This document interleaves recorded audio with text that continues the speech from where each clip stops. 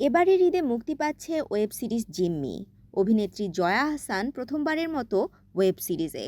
প্রধান চরিত্রে এটিই অভিনেত্রীর প্রথম ওয়েব সিরিজ। এতে তার সঙ্গে অভিনয় করেছেন উপস্থাপক ও অভিনেতা শাহরিয়ার নাজিম জয়। তিনি জিম্মি সিনেমায় কাজের অনুভূতি সামাজিক মাধ্যমে প্রকাশ করেছেন।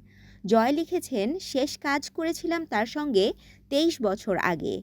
২৩ বছর পর ঠিক সেই লোকেশনেই আবার শুটিং হলো। মাঝের ২৩ বছর ২ থেকে ৩ বার সামনাসামনি দেখা হয়েছে, কথা হয়েছে সামান্য।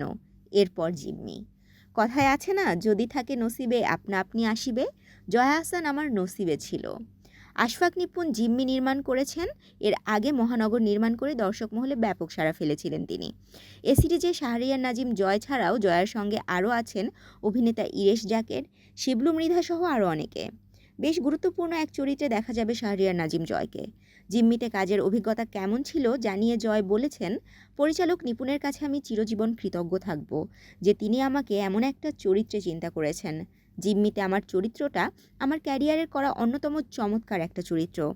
সেই সঙ্গে সহশিল্পী জয়া হাসান, ইরেশ জাকের সহ অনেকেই কাজটাকে আমার জন্য সহজ ও স্মরণীয় করেছেন।